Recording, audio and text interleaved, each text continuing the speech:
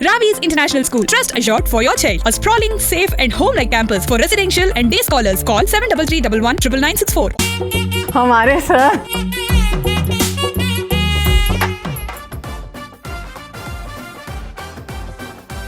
ఒకటే డైలాగ్ కావాలి. తిన్నామా పడుకున్నామా తెల్లారిందా.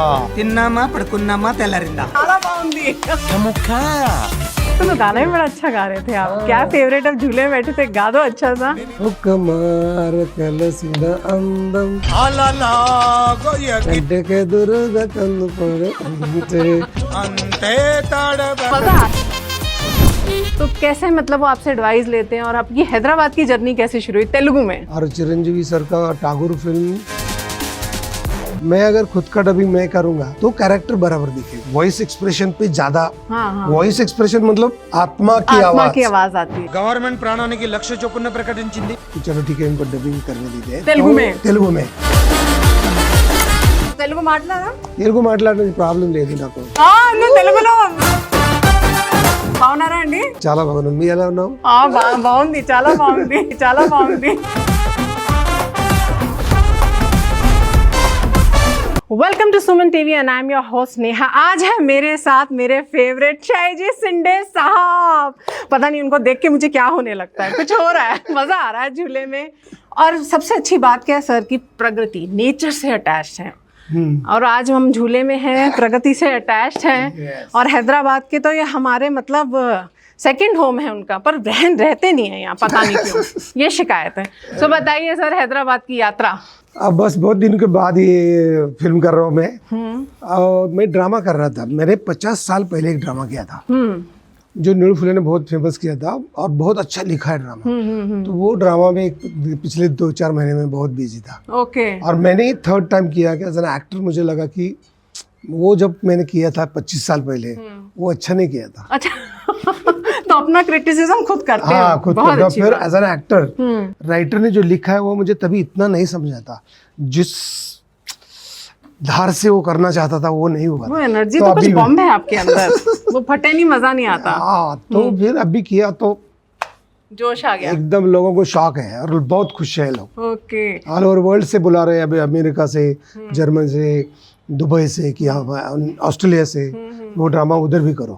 हैदराबाद में करने वाले, आप आइए. बट अरे वाह, फिर पक्का पक्का सबको बुलाता हूँ. सखाराम बाइंडर नाम का मराठी ड्रामा है. कब है डेट बता दीजिए. डेट अभी फाइनल नहीं हुई, संडे को फाइनल करने जा रहे हैं. ओके. सो फिर बाहर जाना हो रहा है, मतलब बाहर के देश, क्योंकि आप तो हमारे वासी हैं, मिट्टी से जुड़े हुए इंसान हैं आप. बाहर जाना अभी तक फाइनल नहीं हुआ, लेकिन फरवरी में शायद जाना. फिर बाहर का टूर होगा. बाहर तो मेरे ख्याल से बाहर के जो फैंस हैं जो देख रहे हैं वो तो फिर एकदम उन्हें पता चलेगा, आपके पीछे पड़ेंगे. आई थिंक वो अच्छा रहता है. वहाँ भी तेलुगु फैंस होते हैं, पैन इंडिया फैंस होते हैं जिन्हें आप पहले मतलब ऐसा कभी टूर हुआ कि आप बाहर गए और मिले हो उन सबसे? मैं वो देवदास का शूटिंग किया था, अमर अकबर अंतरी का शूटिंग किया था. तो मैं 25 दिन था, तो तेलुगु लोगों को मेरे ख्याल से 23 दिन में सबके घर गया था. एवरी डे कोई ना कोई घर लेके जाता था और तेलुगु खाना खिलाता था. अरे क्या मजा आता था. मतलब न्यूयॉर्क में 15, वॉशिंगटन में 12 दिन थे. तो बहुत क्या खिला दिया उन्होंने. हर घर जाके अपना वो मतलब जो भी साउथ इंडियन खाना. एक बार तो मैं स्कॉटलैंड गया था. तो एक उधर हमारा राज करके उनका छोटा सा मॉल टाइप शॉप है. तो उनको मैं बोल रहे कि मुझे एक वाटर का 4 बोतल दो, ये दो वो दो. तो ऐसे देखते रह गया. मैंने बोला क्या हुआ आपको सर, हमको ये दे दीजिए. सर मैं आपको फैन हूँ. I can relate. और वो तमिल था. तमिल. और उन्होंने बोला कि मेरे फादर ने आपकी भारतीय फिल्म ड्रेस पहना के मुझे पहली फिल्म दिखाई थी और आप मेरे सामने है. तो मुझे कैसा लगा. फिर उन्होंने घर बुलाया. फिर उन्होंने दूसरे दिन हम लोग घूमने जा रहे थे तो शॉप बंद किया, छुट्टी निकाली. और हस्बैंड वाइफ वो सब हमको उन्होंने इडली बनाया, चिकन बनाया, पूरी बनाया. कितने इसे कहते हैं प्यार. और मुझे सबसे अच्छी बात क्या लगती है, आप फ़ैन की इज्जत बहुत करते हैं. ये चीज़ मैंने बहुत देखी है.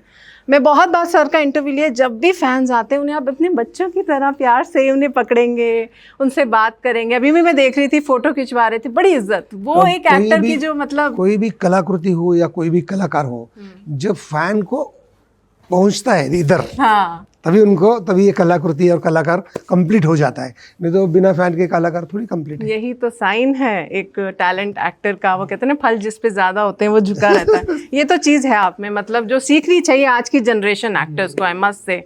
तो सर अभी भी याद आता है लोग जब जनरेशन आती है, यंग एक्टर्स आते हैं, शिंदे जी कैसे हम अपनी करियर को शुरुआत करें, बहुत स्ट्रगल है, और आपके तो खाली 20-25 साल आप टिके रहे, अभी भी टिके और अभी भी चल रहे हैं।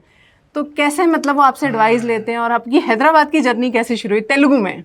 तेलुगु में शुरू हो गई कि हम लोग कलकत्ता मेल फिल्म कर रहे थे, और चिरंजीवी सर का टागोर फिल्म के प्रोड्यूसर अल्लू अरविंद सर और 2 नाम थे, तो उनको एक नया विलन चाहिए था, और कलकत्ता मेल में विलन का रोल कर रहा था, तो मुझे टागोर के लिए विलन का किरदार दिया। और तभी चिरंजीवी सर और भी विनायक सर थे, तभी मैंने बोला था मैं थिएटर का एक्टर हूँ, मैं अगर खुद का डबिंग मैं करूँगा तो कैरेक्टर बराबर दिखेगा, अगर मैं डबिंग नहीं करूँगा तो कैरेक्टर कुछ अलग होगा, क्योंकि हम लोग वॉइस एक्सप्रेशन पे ज्यादा, वॉइस एक्सप्रेशन मतलब आत्मा की आवाज आती है, आत्मा की एक्सप्रेशन होती है, तो वो करना चाहते हैं। चिरंजीवी सर बोले और भी विनायक सर बोले कि चलो ठीक है इनको डबिंग करने देते हैं तेलुगु में। तो मैं तेलुगु सीखा, एक सीन 4-4 दिन डब किया, और फिर आगे 25 साल से मैं तेलुगु का डबिंग कर रहा हूँ। సో తెలుగు మాట్లాడారా? తెలుగు మాట్లాడడానికి ప్రాబ్లం లేదు నాకు. నువ్వు తెలుగులో మంచిగా మాట్లాడాను. సో బాగున్నారా అండి? బాగున్నాను, మీరు చాలా బాగున్నాను, మీరు ఎలా ఉన్నావు? బాగుంది, చాలా బాగుంది. సో पूरा मतलब एक्सपर्ट हो गए अभी, मतलब जैसे लोगों से कोऑर्डिनेट बात करना होता है. डबिंग के लिए कोई प्रॉब्लम नहीं है, మాట్లాడడానికి కొంచెం కొంచెం ప్రాబ్లం వస్తుంది, కానీ గ్రామటికली कुछ रॉन्ग होता है, कुछ वर्ड्स बराबर, बट फ्रीली थोड़ा కొంచెం కష్టం, लेकिन కానీ अंडरस्टैंडिंग कोई प्रॉब्लम మొత్తం అర్థమైంది. मतलब सीनू वाइटला ने मुझे जो पहली फिल्म दी थी हम लोग, तो उसका नरेशन तेलुगु में दिया था. వావ్, సో మొత్తం ఇవి అర్థమైంది. ఏం స్క్రిప్ట్ కావాలి, ఏం యాక్టర్ కావాలి, మొత్తం ఫుల్. मतलब बॉम्बे में एक बार मुझे सिग्नल तोड़ा करके पुलिस ने पकड़ा था. अच्छा. तो पुलिस ने मुझे पहचान नहीं, लेकिन 10-12 तेलुगु लोग आए और सर है हमारे राज्य के, हमारे देश के हैं. फिर बोला नहीं अरे मैं महाराष्ट्र का हूँ, लेकिन लोग मुझे इधर आंध्र का मानने लगे. नहीं, आपका जो वॉइस है ना सर, और इतना रिलेट होता है, द डायलॉग डिलीवरी, ऐसा लगता ही नहीं है कि आप महाराष्ट्र के या नॉर्थ से हैं. आप इतना जस्टिफाई करते हैं अपनी लैंग्वेज को, तेलुगु को, और वो जो एक्शन होता है, माय गॉड. सो आज लोग किस मूवी के लिए आपको स्टिल रिमेंबर करते हैं, या आपको लगता है that was your victory, the love for that character? वो तिन्नामा पड़कुन्नामा तेलरिंदा जो पोकेरी का जो डायलॉग था ना, तो मैं बॉम्बे में था और मुझे बोले कि इस पे बहुत ताली आती है, बहुत लोगों को अच्छा लगता है. तो मैंने बोला मैंने क्या ऐसा किया है.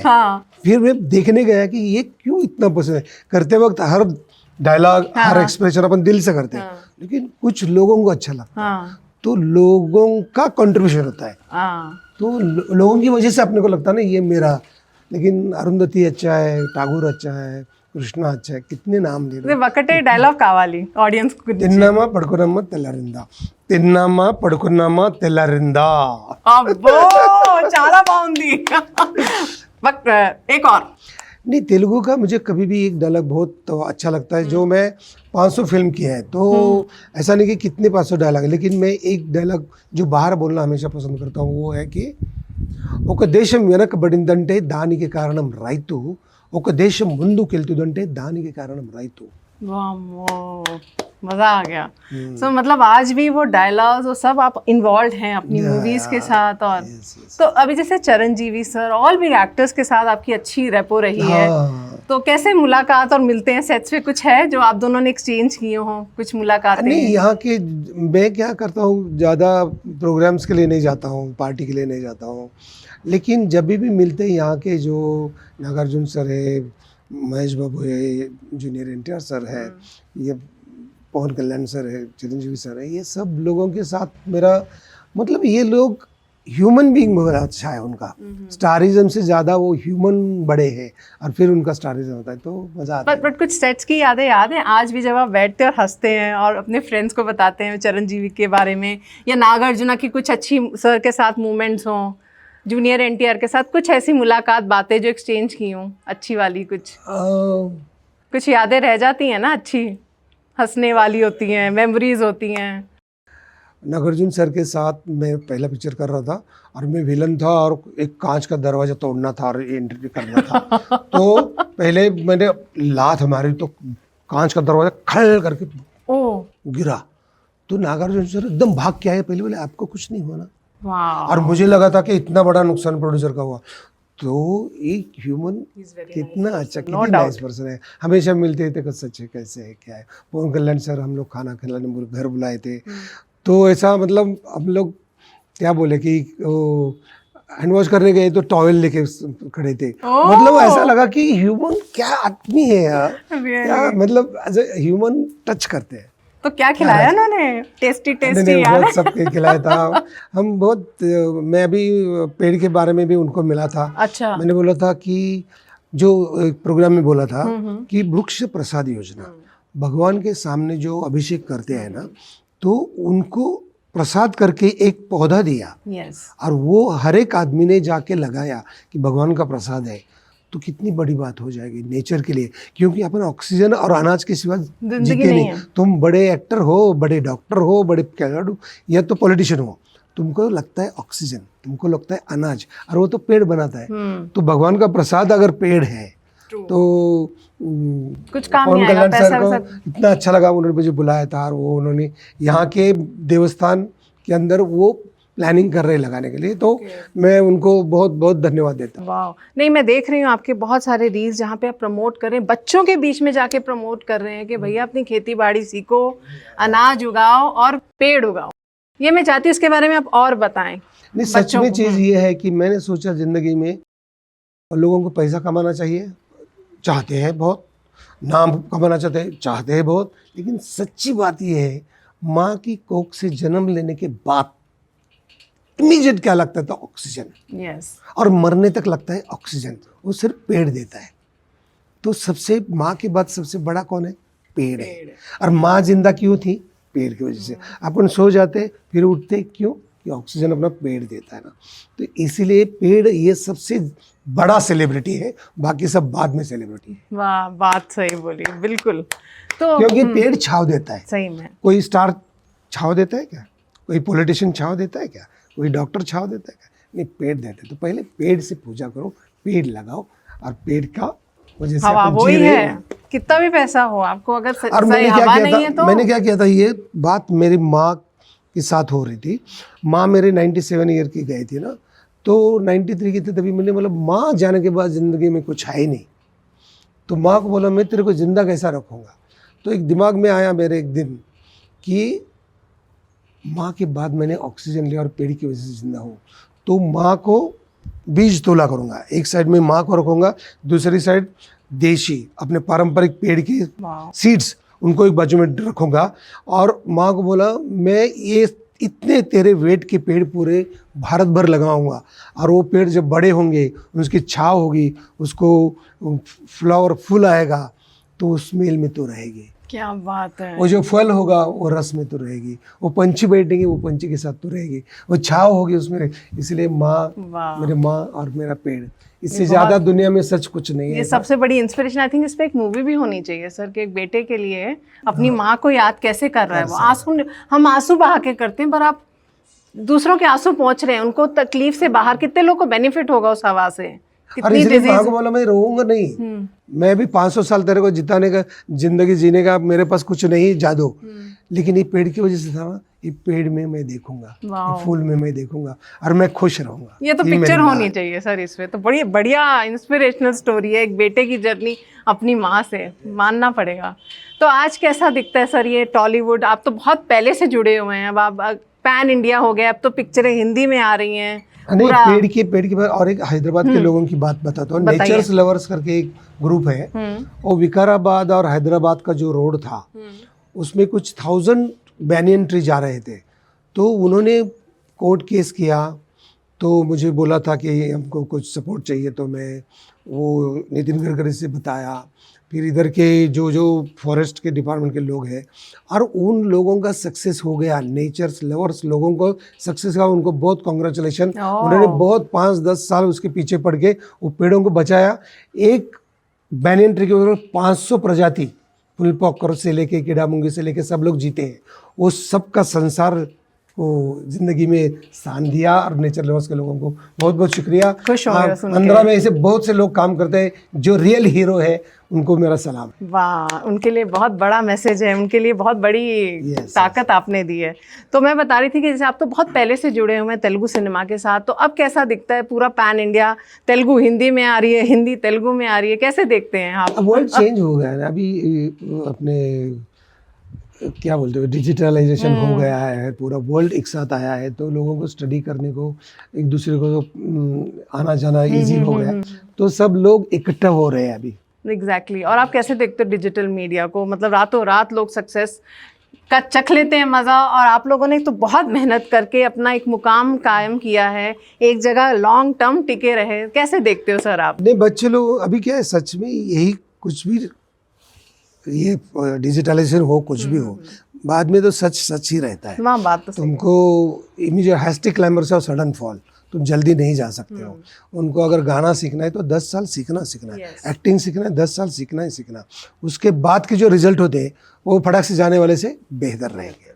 तो लंबी अगर रेस में जाना है तो कैसे जाना है? तो 10 से 15 साल अच्छा रहने रहे।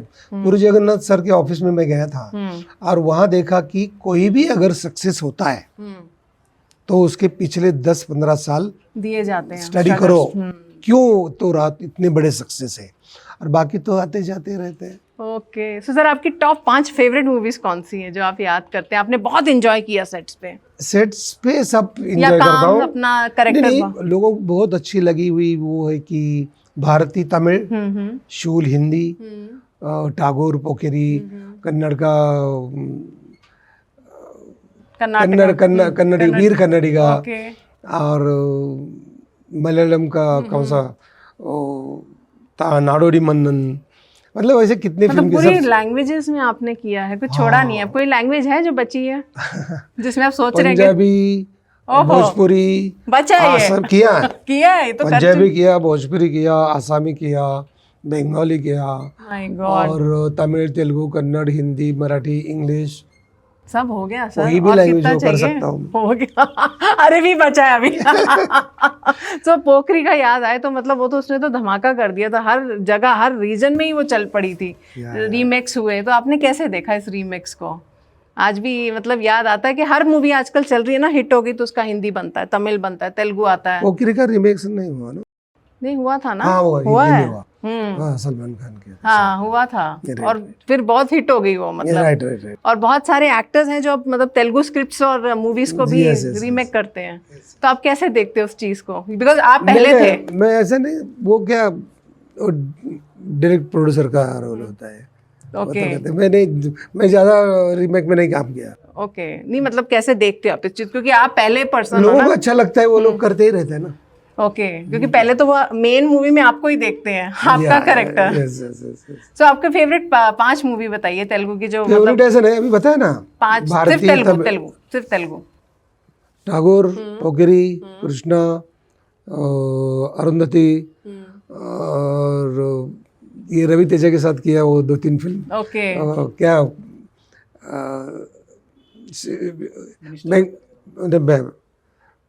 सिनो वाइट का पिक्चर था ना, याद नहीं आ रहा होगा। नहीं, टाइगर क्या, दुबई सिनो, नहीं दुबई सिनो ना, बंगाल टाइगर, और कमर, और कौन सा फिल्म? दुबई सिनो है भाई, दुबई सिनो। इतनी कितनी अभी 25 साल आपको में तो गाना भी बड़ा अच्छा गा रहे थे आप। हाँ। क्या फेवरेट? अब झूले में बैठे थे, गा दो अच्छा सा आपका फेवरेट, कुछ गुनगुनाते हो आप? उसमें गाना था ना, ओ कमार कलसिन अंदम कंटे के दुर्ग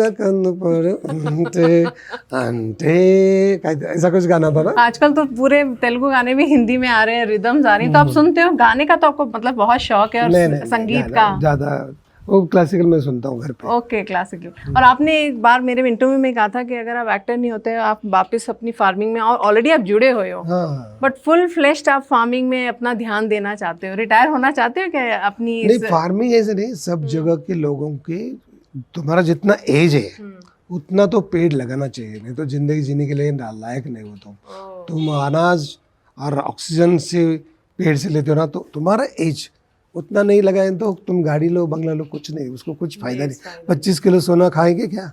सही बोले। तो अनाज ही खाओगे ना। पूरा बॉडी में सोना है पर ऑक्सीजन नहीं है, वेस्ट है, 2 मिनट में खत्म। यस।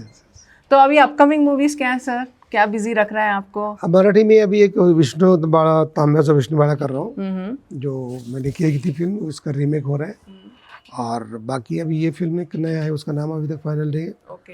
और बाकी ड्रामा कर रहा हूँ, बाकी कुछ खास नहीं। कुछ खास नहीं। तो हैदराबाद आते हैं, अपने यार दोस्तों से मुलाकात होती है? कुछ शॉपिंग वॉपिंग, कुछ नहीं, घर से कोई बोलता हो ये ले आइए वो ले आइए? कुछ नहीं, कोई डिमांड नहीं? बहुत कितना पुराना हो तो ये सब पुराना हो गया हैदराबाद का, तो कुछ ऐसा रहता नहीं है मतलब कि जाना है वो जगह में या कुछ लेके जाना है, कुछ ऐसा नहीं? ओके। तो सर मज़ा तो बहुत आ रहा है आपके साथ इंटरव्यू में। आपका खाने का टाइम बहुत पंचुअल है। मुझे बस आपका एक फिटनेस फंडा चाहिए। ये आप फिट कैसे रहते हो? जब भी देखती हूँ एज इट इज ही रहते हो, मतलब कुछ दिखता ही नहीं है चेंज, हमेशा एनर्जी डबल ही होती रहती है हर साल। ये साउथ के सब स्टार है ना, जल्दी उठने वाले हैं। हाँ, तो उनको मैं आइडल मानता हूँ। ओके। सुबह उठते हैं और सुबह अपना काम करते हैं। सब लोगों ने ध्यान रखना चाहिए कि इवनिंग के दोस्त को साथ मत बैठो, अर्ली मॉर्निंग के दोस्तों के साथ बैठो, तो तुम्हारा भला हो जाएगा। Thank you. तो ये आपका फिटनेस फंडा है? यस। तो देखो हम मॉर्निंग वाले दोस्त हैं, मॉर्निंग में ही इंटरव्यू कर रहे हैं हम, तो नाइट वाइट लग का टाइम से जाएंगे, खाएंगे, सो जाएंगे। दैट इज योर फिटनेस फंडा। सो जस्ट एक लास्ट क्वेश्चन, मैं एक्टर का नाम दूंगी, आप उनके लिए क्या सोचते हैं? अल्लू अर्जुन, एक वर्ड उनके लिए। बहुत एनर्जेटिक है, बहुत जेन्युइन है वो, और अच्छा ह्यूमन बीइंग है। जूनियर एनटीआर? वो भी ऐसे है। मतलब क्या है ना, क्या उन्होंने चेंज किया खुद को। उनके साथ पहले मैं फिल्म किया था तो वो उनका वेट बहुत था, फिर उसकी विल पावर देखो, पूरा चेंज करके ऑस्कर तक पहुंच गए। राजमौली साहब? राजमौली साहब का और मेरा क्या है मालूम नहीं, उनके साथ मेरी फिल्म ही नहीं हुई। मैंने पूछा उनको कि मैं एक्टिंग और कितना करूं तब तक आप लेंगे, तो मालूम नहीं क्यों। ये मैं टैग करने वाली राजमौली साहब को, प्लीज कुछ तो मतलब होना चाहिए। मुझे एक्टिंग नहीं आती ऐसा उनको लगता है शायद, और कितना मैं प्रूव करूं खुद को। तो आपका ये ड्रीम है कि मतलब अब राजमौली साहब जी के साथ एक पिक्चर तो होनी चाहिए? आज सपने में भी आते हैं कि मेरे को क्यों नहीं लिया होगा। सपने में भी आते हैं? अरे वाह। तो Rajamouli sir, you have to consider this, he will consider. Mahesh Babu sir? Babu और बहुत अच्छे, बहुत सिंसियर, और बाप रे कितना ध्यान देते काम पे ऊपर, और बहुत कूल, और बहुत मुश्किल, जिसको ऐसा ना बहुत जोक के मूड में होते हैं। हाँ, I know. Ram Charan sir? Ram Charan के साथ 1-2 ही फिल्म किया है, लेकिन वो बहुत सिंसियर और बहुत बहुत नम्र, और मतलब प्लेन में हम लोग मिलते थे तो भी खड़े रह के बात किया, तो मैंने कहा बैठो सर आप। मतलब क्या जेन्युइनिटी है, बहुत अच्छा लगा। उनके डैडी जी चरण जी भी? हाँ, उनके साथ तो आपके बहुत। उन्होंने तो पहली बार मुझे तो तेलुगु का जो कुछ मैं हूँ वो चिरंजीवी सर की वजह से हूँ, वीवी विनायक सर की वजह से हूँ, क्योंकि वो फिल्म में मुझे इतना रोल दिया, और वो 100 डेज और इतना फिल्म चली, तो मैं पूरे साउथ में एकदम 10-15 फिल्में साइन होने शुरू हो गया, तो मेरे गॉडफादर है वो। ओके। और उन्होंने कुछ वर्ड भी सिखाए थे आपको? सिखाए नहीं, सिखाने को मैंने बोला था पहले दिन कि आर यू कंफर्टेबल, तो मैंने बोला no sir I am not comfortable. क्या हुआ? तो बोले कि, मैंने बोला मैं थिएटर का हूँ, मुझे जो वो सीखने अंडरस्टैंड नहीं हुआ तो मैं नहीं बोल सकता हूँ। वीवी के साथ कुछ बात किया, और इमीडिएट शाम को मुझे एक असिस्टेंट भेजा, ట్యూటర్।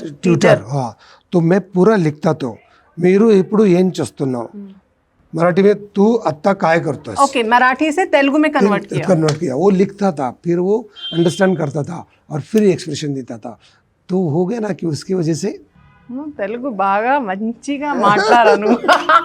आई थिंक मुझे आपसे लर्न करने का మంచిగా, वेरी नाइसली। डायलॉग तो मतलब कोई बोल ही नहीं सकता। That was your thank you. Oscars, you should get Oscars for that. और अब हमारे प्रभास जी, उनके लिए कुछ कहना चाहेंगे? प्रभास भी अच्छे बहुत, तो हम लोग ऊटी में शूटिंग किया था, फैंटास्टिक। सभी फैंटास्टिक है, अच्छे इंसान के साथ सब अच्छे ही रहते हैं, मतलब काम से काम। बस अब मेरे को लगता है अब आपका ड्रीम है राजमौली जी के साथ। अब नेक्स्ट मूवी जब हो तो तब हम आपको सेट्स में पकड़ेंगे राजमौली जी के मतलब साथ। पेड़ में और माँ और राजमौली, Yes. बस यही करो जिंदगी में, इससे ज्यादा बड़ा कुछ है नहीं। What a message sir. तो it was wonderful talking to you. झूले में मजा आया, नेचर में, सुबह के फ्रेंड्स। तो आते रहिए सर, और हमें अच्छी अच्छी बातें सिखाते रहिए, और मिलते भी रहिए, क्योंकि सुमन टीवी के ऑल ऑडियंस को थैंक यू। और परिश्को को हैप्पी न्यू ईयर आ रहा है सर। अपना ये ईयर कैसा गया आपका? मेरा ये ईयर हर साल बहुत अच्छा जाता है। ये साल तो मैं ज़्यादा मतलब पेड़ के बारे में काम कर रहा हूँ, एक्टिंग के बारे में काम कर रहा हूँ, नया खुद सीख रहा हूँ। तो ये तो काम चालू ही है। नया साल को सबको शुभकांक्षलु। సుమన్ టీవీకి పరీక్షలు తెలుగు में बोलिए। సుమన్ టీవీ ప్రేక్షకులకు न्यू ईयर की शुभकांक्षलु। वाओ सुपर, अभी हमें बेस्ट विशेस भी मिल गई। For more updates keep watching Suman TV. Till then good bye.